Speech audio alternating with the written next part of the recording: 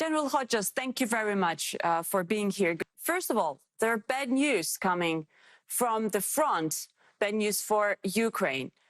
What do you see as the main reason for the failure of the counteroffensive, if the counteroffensive has failed, actually?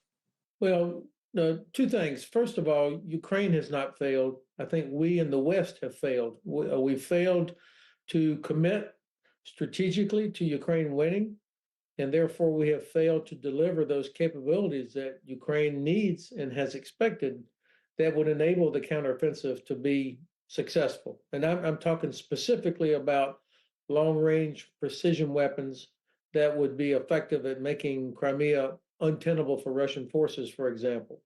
But also just the psychological aspect. We have not said we want Ukraine to win. And so our failure and our wavering gives oxygen to the Kremlin, because the Kremlin's only hope is that the West will get tired. And the West is getting tired? Well, of course, we can't possibly be tired because there's not one American soldier or British soldier that's in Ukraine. It's the inability of our leaders to explain to voters why this is important to us, that this is not some charity case or something happening far away, but this has direct implications for American security, American prosperity, and for deterrence of China.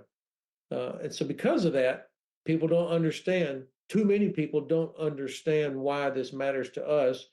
And so they become vulnerable to Russian disinformation.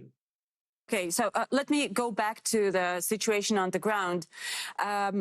You said recently that the United States would never send its soldiers on the offensive without achieving complete air superiority and without providing a huge amount of equipment. You have told me your opinion about the equipment of the West, but what is the reason that Ukraine did not receive aviation, which is crucial, right? This is the key moment that was missed. Our failure to rapidly provide the F-16s, for example, as early as possible was a manifestation of our failure to commit to Ukraine winning. Those F-16s could have been there a year ago. Ukrainians could have been training on them, already be proficient. The infrastructure would already be in place. But instead, because we never committed to Ukraine winning, there was not the appropriate sense of urgency to deliver that capability. Same with ATACMS or the German Taurus or more British Storm Shadow. Was it a mistake? Because I have read, as a lot of people did, maybe you did too, a huge article of Washington Post, which has actually tried to analyze what the mistakes were made during the counteroffensive. One of these mistakes, as they put it, is several directions of the counteroffensive. Would you agree that this was a mistake, that the main part of the attack should have been one direction? Well, first of all, I was disgusted with those articles, not because they were poor journalism, but because this sounded to me like some in Washington, D.C. were trying to make excuses for why things had gone not the way we had hoped. And so I really was unhappy with what I heard coming from the Pentagon and from the White House. So as to whether or not the Ukrainian forces should have been focused on one area, I would defer to General Zaluzhny. The Ukrainian General Staff has done a good job for 2 years now.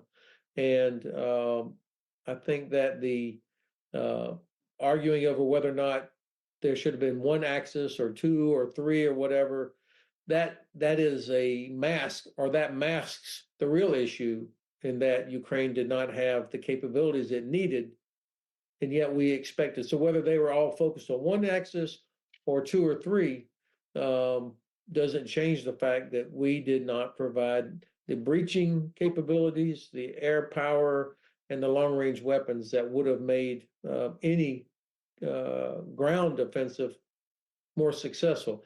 Now, keep in mind that Ukrainian armed forces are conducting what we call multi-domain operations. So it's not just land, it's also air, sea, cyber, space. And I think if you ask the commander of the Russian Black Sea Fleet how their counteroffensive is going, I think he would say it's going very well for Ukraine. He's had to relocate 1/3 of his fleet out of Sevastopol because of what Ukrainian armed forces have accomplished. Yeah, but it doesn't change the situation like crucially, right? What we can see right now on the ground is Avdiivka, and there are very hard, complicated, difficult battles near Avdiivka. Will there be a breakthrough for Russian army, in your opinion, at that direction? What to expect, in your opinion? The Russians' only hope is that the West gives up. I mean, this continuous pressure for negotiations. Come on, let Russia have Crimea for the sake of peace. This is oxygen for the Kremlin. They can see that their strategy of a long war of attrition can work. And because they don't care how many of their own soldiers they lose, they're willing to just keep the pressure on places like Avdiivka. But what I do not see the possibility of a breakthrough where Russian mobile forces could somehow break through and then keep moving towards Kharkiv or Kyiv or other major Ukrainian population centers. I just don't see that capability. Of course, if Ukrainian forces run out of ammunition, that becomes a more dangerous situation. But I think that the Russian objective is really just about attrition and wearing down our will as well as Ukrainian forces. So you're saying that there's not going to be a breakthrough from the Russian side, and obviously it's not going to happen from Ukrainian side. Does it mean that we will witness stalemate, I don't know, frozen conflict, whatever you call it, during indefinite amount of years, maybe? How do you see the prospects? Of course, I don't know. I don't think that the Russians have, at least not now, enough mobile armored forces that could effectively penetrate Ukrainian lines in depth. There will be local successes probably in some places, just like Ukrainian forces achieved local successes in some places. But look, Russia is having to use artillery ammunition from North Korea. And my guess is that probably a half to 1/3 of that ammunition is not reliable. It's dangerous for the Russian artillery. And so the Russians also have logistics problems. I would hate to be a Russian soldier sitting in a trench because the logistics system is not going to deliver to those Russian soldiers what they need during the winter.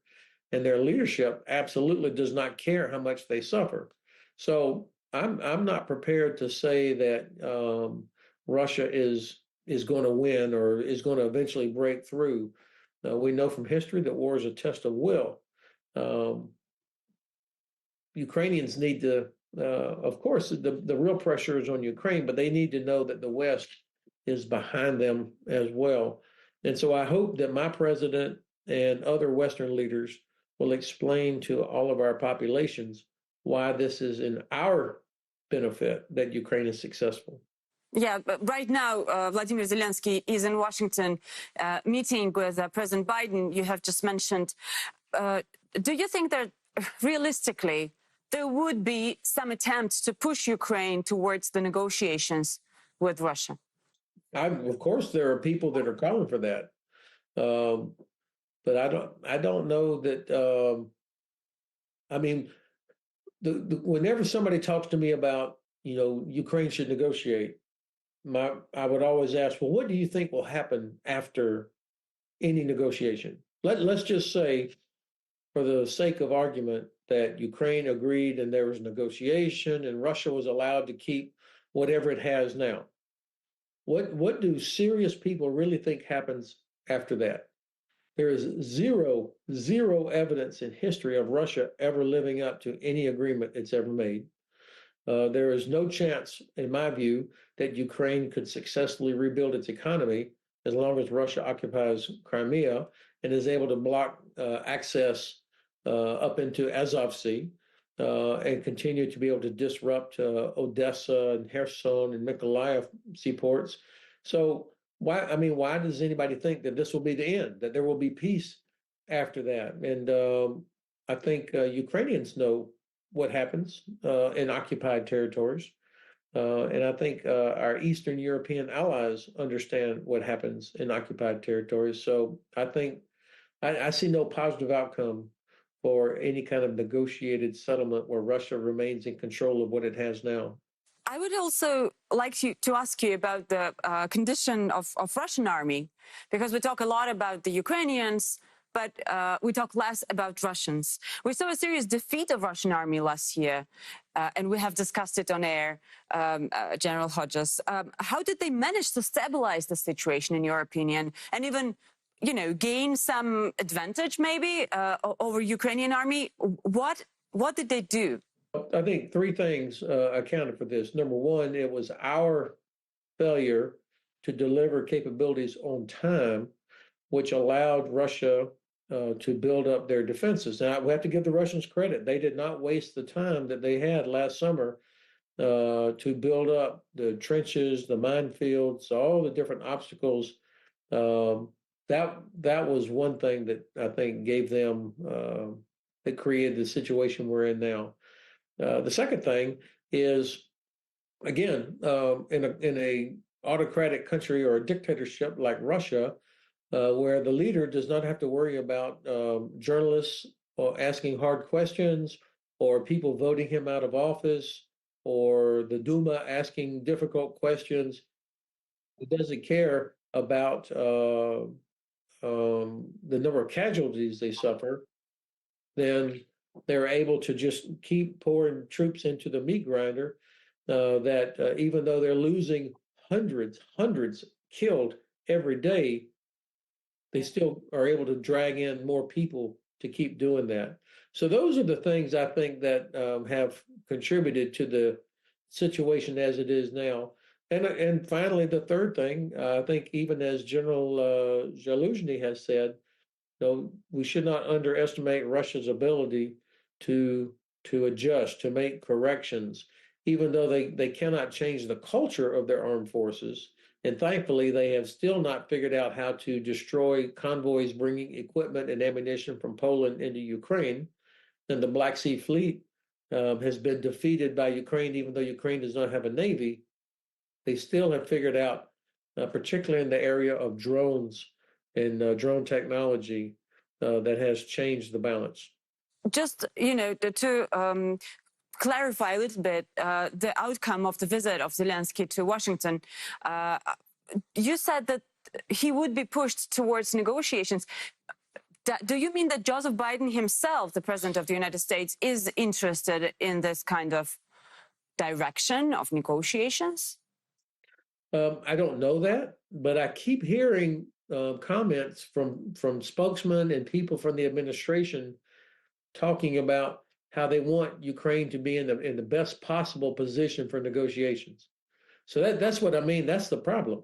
The president never says we want Ukraine to win. It's in our interest that Ukraine ejects Russia to the 1991 borders. He never uses those words. He always talks about we're with Ukraine for as long as it takes, which I think is an empty statement. I heard a spokesman just yesterday, I read it, where he said, we want Ukraine to have the best possible negotiating position. So that tells me that the administration is, of course, looking for a negotiated settlement. When Ukrainian officials say so, because they do keep on declaring that their mission is to go back to the borders of 1991, do you think this is realistic? It is realistic, of course, if we commit to it. I mean, that's the point. People are wringing their hands and saying, is there still a chance, General? I mean, do they still have an opportunity? Do they still have a time? Yeah, of course they do.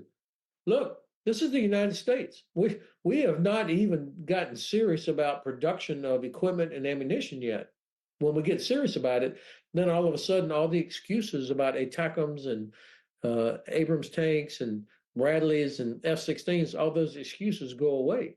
So Look, you know what I think about what the Allies did in World War II. The first 3 years of the war, from September 1939 until the middle of 1942, it was disaster, disaster, disaster. The German forces, Japanese forces, Italian forces were defeating the Allies over and over and over and over for 3 years. And then finally, in the middle of 1942, the Allies began to achieve victories, began to stop. But it still was 3 more years of war before it was over. Why are we talking about fatigue and we're not even physically in the war? I mean, we have not done any of the things necessary to help Ukraine win. So I'm not willing to say there's no way that Ukraine can win. Of course there is, if we get serious, if we make that our priority.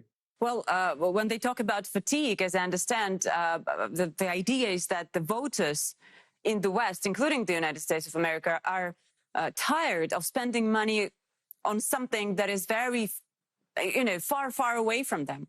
They don't understand that it is important for themselves, and they are demanding to spend money for their own needs, like the needs that are here right now. And, this is my last question. Do you expect that this $61 billion package will be delivered to Ukraine in the foreseeable future? Yeah, I do. Eventually it will, because actually most members of Congress support Ukraine. I mean, most on the Republicans and Democrats, House and Senate, most people actually do. And I think the administration has been not been very clever. They could have made a negotiation on the border, U.S. border, much sooner. And so this was not skillful by the administration in dealing with the Congress. They knew that there was opposition. I think they could have been much more skillful in these negotiations. Look, we spent 20 years in Afghanistan, $2 trillion. All right. So American people can put up with things for a long time if they understand why it's important. And so the burden is on the administration to explain why this matters to us. Well, let's see. Thank you very much. I really appreciate the opportunity.